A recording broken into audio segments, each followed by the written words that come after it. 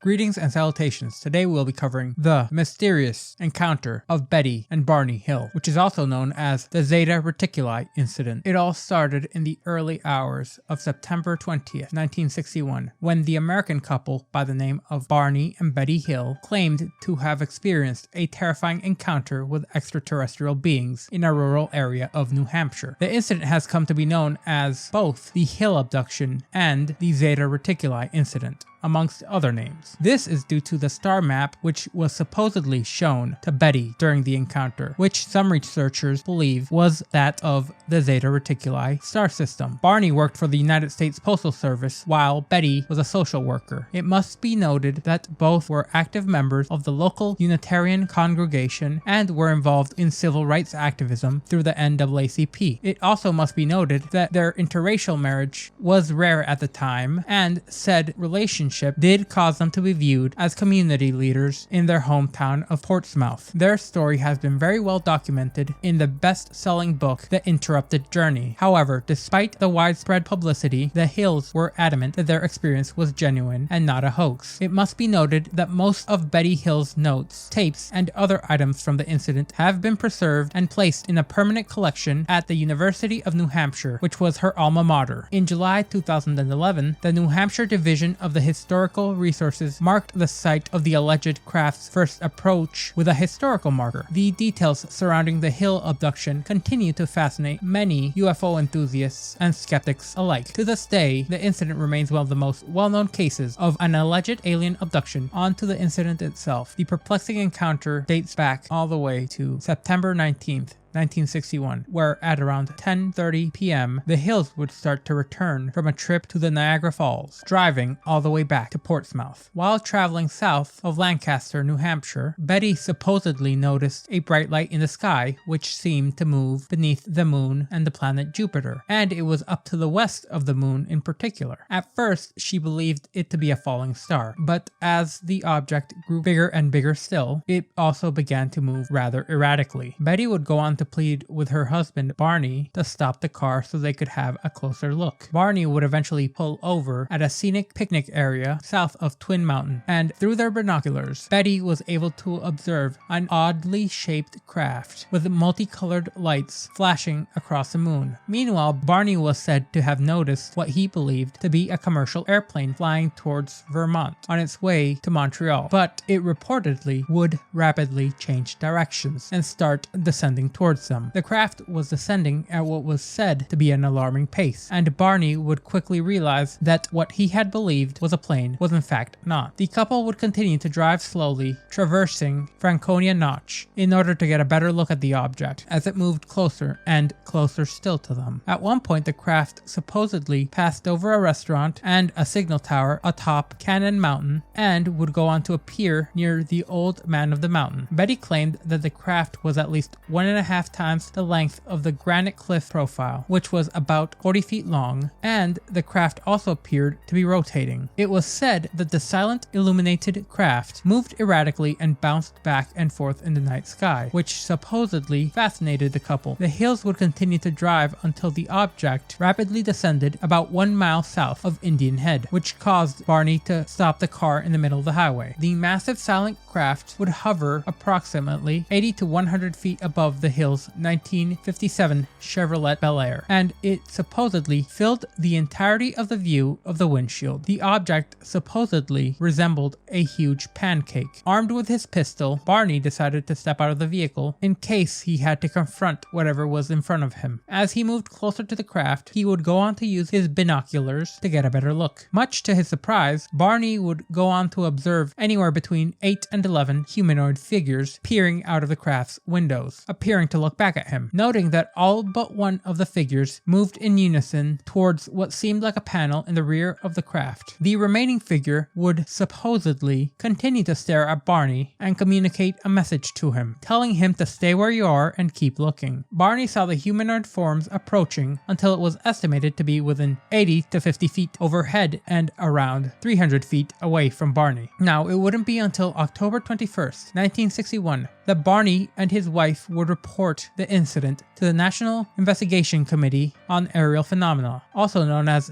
the NICAP. This incident would be brought up to investigator Walter Webb, specifically the statement that beings were somehow not human. Despite the extensive investigation by this government agency, the case remains unresolved and continues to baffle experts and enthusiasts alike. Another important part of the story is what happened immediately after they returned home. The couple would go on to report that they had experienced strange sensations and compulsions which they could not explain. Apparently, Betty felt the urge to keep their luggage near the back door, while both their watches had apparently stopped working. It must be noted that Barney's binoculars had their leather strap torn, and that he could not recall it tearing previously. There's also the fact that his dress shoes had scraped toes, and that he felt compelled to examine his nethers. Despite finding nothing unusual, this compulsion would persist. The couple would reportedly continue to take long showers, apparently trying to remove some possible contamination, and they also had drawn pictures of what they had observed. As they tried to reconstruct the chronology of the events, they would go on to realize that their memories of the UFO encounter had become incomplete and fragmented, and they noted buzzing sounds along with the fragmentation. Betty later discovered that her dress shoes and clothing had been torn and damaged during the encounter. She also noticed a pinkish powder on her dress. After having laboratory studies along with chemical forensics done on this powder, nothing was found that was concrete or satisfactory. In addition to this, concentric circles on the trunk of their car were also found, which were not there prior to the event. When the couple examined their compass, they would also notice that the needle would spin rapidly when moved closer to the shiny spots on the car's trunk, yet the needle would drop down when the compass was moved a few inches away. These aspects of the Hills story continue to perplex those who investigate the encounter. After having read Webb's initial report, investigators had many questions for the Hills. One of these main questions was about the length of the trip. Although the Hills had noted that they had arrived home later than anticipated, the drive itself having been a 178-mile drive, which should have taken around 4 hours. The couple did not realize that it had taken them 7 hours to get home after their departure, and when this discrepancy was noted to the Hills, the couple had no explanation. However, this could potentially be a phenomenon which UFOologists call missing time. The Hills would claim that they recall almost nothing of the 35 miles of US Route 3 between Lincoln and Ashland. Both claim to recall an image of a fiery orb setting down on the ground. Both Betty and Barney reasoned that it must have just been the moon. However, the investigators informed them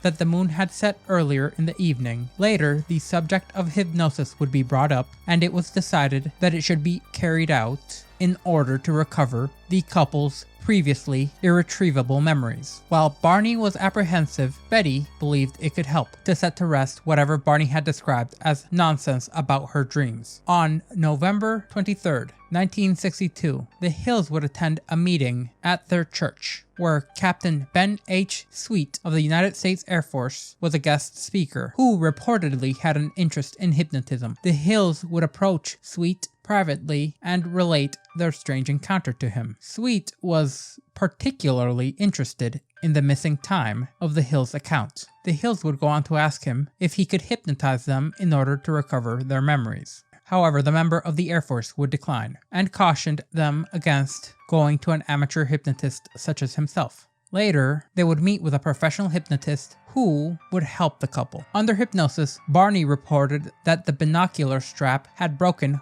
when he ran from the UFO back to his car. He supposedly recalled driving away from the UFO, but that afterwards he felt irresistibly compelled to pull off the road and drive back into the woods. Eventually, he would sight 6 men standing in the dirt road. The car had supposedly also stalled as the men approached. They would go on to tell Barney not to fear them, to which he would be anxious. However, reportedly, the leader told Barney to close his eyes. While hypnotized, Barney stated, "I feel like the eyes had pushed into my eyes." Barney would then go on to describe them as being generally similar to how Betty herself would describe them under hypnosis. The beings often stared into his eyes, with a terrifying and mesmerizing effect. Under hypnosis, Barney would go on to state things like, "Oh, those eyes, they're in my brain," along with stating, "I was told to close my eyes coming close to mine, and I felt like the eyes pushed into my eyes. All I see is these eyes. I'm not even afraid that they're not connected to a body. They're just there. They're just up close to me and pressing against my eyes." While Betty herself reported a conversation with the leader in English, mind you, Barney said that he heard them speaking in a mumbling language that he did not understand. Betty would also mention this detail the few times that they had communicated with the hypnotist. Barney said that it seemed to be a thought transference at the time, in a way that sounds similar to telepathy. Now onto Betty's sessions. Under hypnosis, Betty's account was similar to her 5 dreams about the UFO abduction. However, there were some notable differences, mainly pertaining to her capture and her release. Also, there was mentions of technology on the craft being somewhat different. The accounts of the short men differed significantly in physical appearance, and the sequential order of abduction differed. Barney and Betty's memories in hypnotic regression were, however, consistent with one another. The conclusion of the hypnotist by the name of Simmons would be written in an article about the Hills, particularly for the Journal of Psychiatric Opinion, explaining that his conclusion was that the case was a singular psychological aberration. After the hypnosis, the Hills would go on to live their regular lives. And while they were willing to discuss the alleged UFO encounter with friends and families, along with the occasional UFO researcher, the Hills themselves made no apparent effort to seek publicity. It must be noted that on October 25th, 1965, a front-page story in the Boston Traveler asked the question, "UFO chiller, did they seize couple?" This was written by reporter John H. Luttrell of the Traveler, who had allegedly been given an audio tape recording of the lecture the Hills had made in the Quincy Center in late 1963. Luttrell learned that the Hills had undergone hypnosis with Simon. He had also obtained notes from confidential interviews the Hills had given to UFO investigators. On October 26, the United States Press International, UPI, picked up Luttrell's story, and the Hills would go on to earn some amount of international attention. Then, in 1966, writer John G. Fuller secured the cooperation of the Hills and Simon in order to write the book, The Interrupted Journey, which pertained to the Hills case. The book would include a copy of Betty's sketch of a star map, which she supposedly saw on the ship. The book was a notable success, which would undergo several reprintings. Eventually, Barney would die of a cerebral hemorrhage on February 25th, 1969, at the age of 46, after which Betty would go on to become a celebrity in the UFO community, and she would die on October 17th, 2004, at the ripe old age of 85, having never remarried. In 1968, Marjorie Fish of Oak Harbor, Ohio, read Fuller's book, Interrupted Journey. Fish was an elementary school teacher and an amateur astronomer who was intrigued by the star map. Fish would go on to say that it might be deciphered in order to determine which star system the UFO had come from, assuming that one of the 15 stars on the map must represent Earth's sun. Fish constructed a 3-dimensional model of a nearby sun-like star, using thread and beads, basing stellar distances on those published in the 1969 Jalisi Star Catalog. And over several years, only one seemed to match those from the Hill map, which was from the point of view of the double star system of Zeta Reticuli, which are claimed to be some 39 light years away from the Earth. Fish would send her analysis to Webb. Agreeing with the conclusions found in the analysis, Webb would send the star map to Terence Dickinson, the editor of the magazine Astronomy. Dickinson did not endorse Fish or Webb's conclusion, but for the first time in the journal's history, Astronomy invited comments and debate on a UFO report, starting with an open article in the December 1974 issue. For about a year afterwards, the opinions page of Astronomy carried arguments for and against Fish's star map. One notable argument was made by Carl Sagan and Stephen Soter, arguing that the star map was little more than a random alignment of chance points. In an episode of Cosmos in 1980, Sagan demonstrated that without the lines drawn in the map, the Hill map bore no resemblance to the real-life map. In contrast, those with more favorable opinions of the map, such as David Saunders, a statistician who had been on the Condon UFO study, disagreed. Saunders claimed that the match amongst 16 stars of the specific spectral type amongst the thousands of stars nearest to the sun was at least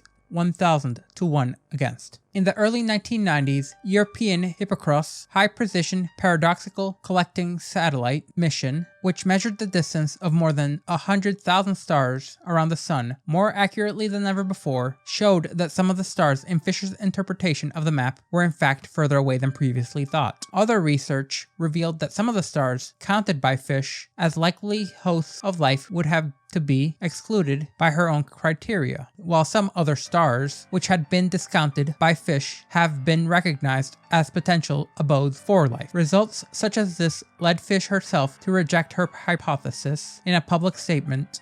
Psychiatrists would later suggest that the supposed abduction was a hallucination brought on by the stress of being an interracial couple in the 1960s. Jim MacDonald, a resident of the area which the Hills claimed to have been abducted in, had produced a detailed analysis of their journey, which concludes that the episode was provoked by their misperceiving of an aircraft warning beacon on Canyon Mountain as a UFO. MacDonald notes that from the road the Hills took, the beacon appears and disappears at exactly the same time, and in a similar manner that the Hills described the UFO appearing and disappearing. The remainder of the experience is ascribed to stress, sleep deprivation, and false memories recovered under hypnosis. After reading MacDonald's recreation, UFO expert Robert Schaefer writes that the Hills are the poster children for not driving while sleep deprived. A skeptical Inquirer columnist, Robert Schaefer, wrote, "I was present at the National UFO Conference in New York in 1980, at which Betty presented some of the UFO photos she had taken. She showed what must have been far more than 200 slides, mostly blips and blurs,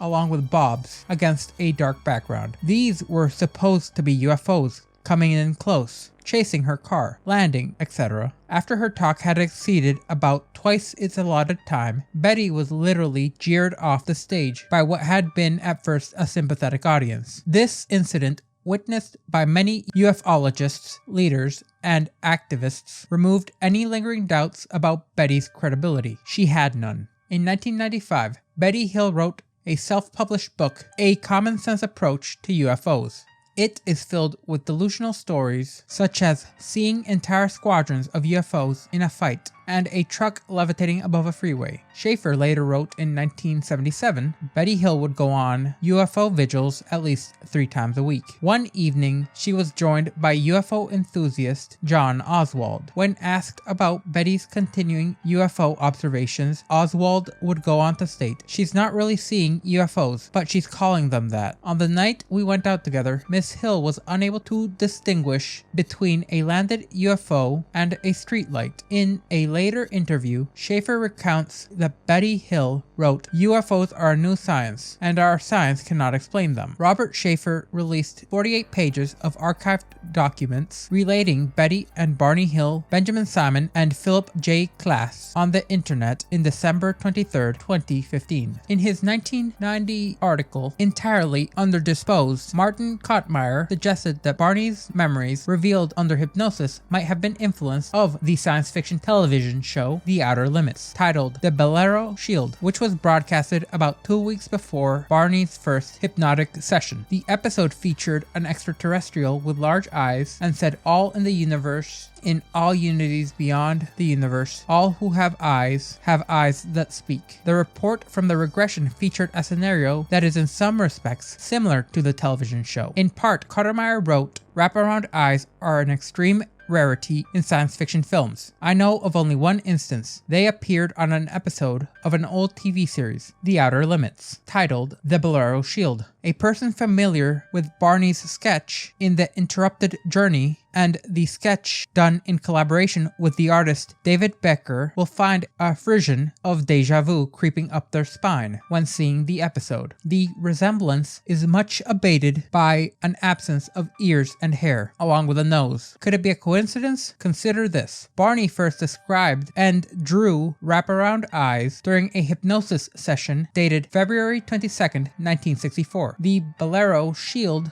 was first broadcasted on February 10th, 1964. Only 12 days separated the two incidents. The commonness of wraparound eyes in abduction literature falls to the cultural forces. When a different researcher asked Betty about the outer limits, she had insisted she had never heard of it. Cottermeyer also pointed out that some of the motifs of the Hills account were present in the 1953 film Invaders from Mars. The claims of the Hills incident would shock the world and to this day continue to mystify many. What did the evidence truly provide to support their claims? Walter N. Webb, a Boston astronomer and member of the National Investigations Committee on Aerial Phenomenon, NICAP, interviewed the Hills a month after their encounter on October 21st, 1961. In a 6-hour interview, the Hills provided a detailed encounter of the craft they saw, and they would restate that what they had seen was somehow not human. And while Webb believed their account to be truthful, many have disputed their claims. As the investigation continued into the Hills incident, their stories would shift from an incident of potential truth to a cultural phenomenon. The Hills account, regardless of its validity, continues to be believed by many to be one of the most compelling UFO encounters on record. But the question still stands: what really happened on that fateful night? If you remained with me until the end, I thank you, and I do hope you stay tuned and subscribe for more content.